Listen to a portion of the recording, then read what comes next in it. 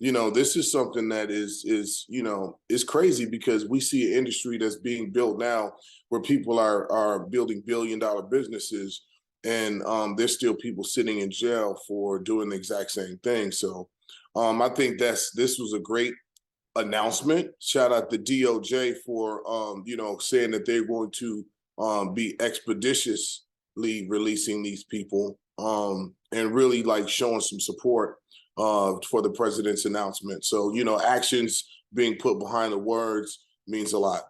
There's some misunderstandings about what was actually announced, right? So people are under the impression that everybody that has a cannabis conviction is going to be let out of jail on the state and federal level. What was announced was for like federal marijuana possession, that means about 6,000 some prisoners will be released, which is a positive thing. But the majority of federal cannabis violations that people are in federal prison for are way more severe than just possession.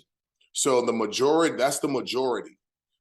Even though this is a step in the right direction, it's still not the majority or the mass exodus that needs to happen, the mass clemency for the people that need to be released from federal and state prison.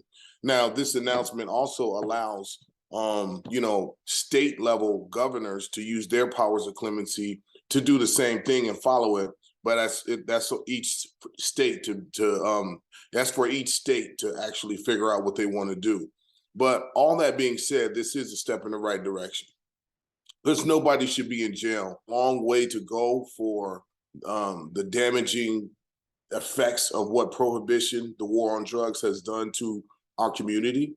And I think we're in a good place to start talking about that. So I'm excited about, Joe Biden keeping his campaign, starting to listen to keep his campaign promises that, from years ago.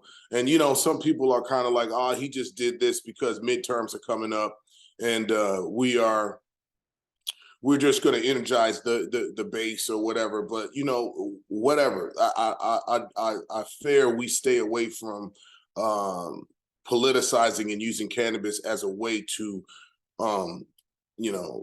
set that narrative up. I gotta ask, since we're talking about weed, what did 50 Cent's In the Club shout out do for your legacy as a hip hop smoker?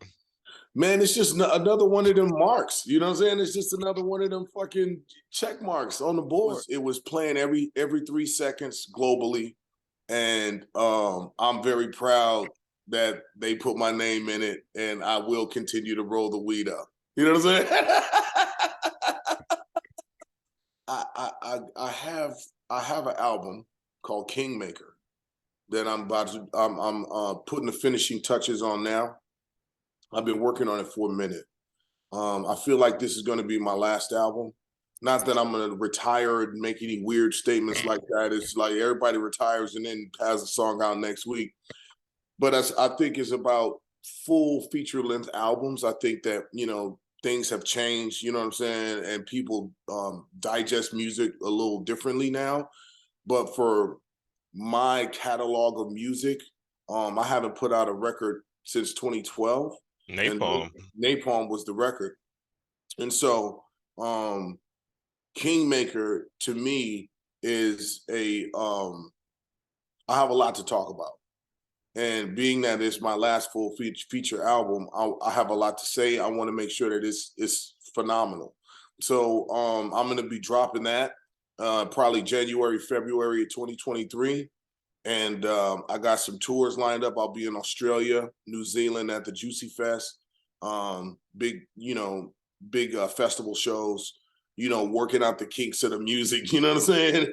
I want to do some new music out there and then come back home and drop it and enjoy it, man. I feel like I have a lot to bring to the table. Styles P just announced, he's retiring from making solo albums, just like you just said. Is it a love lost for hip hop or just ability to do other things? That's a good question. I will never lose love for hip hop. But what I do know now, and at my age, is that time is the most important thing that we have. I've given a lot of time to the planet as Xzibit, and my priorities are changing on the daily. And so I will always, be there for my fan base, and they've always been there for me. But I want to be present for the people that I love, and I want to be present for the things that I have responsibilities for now.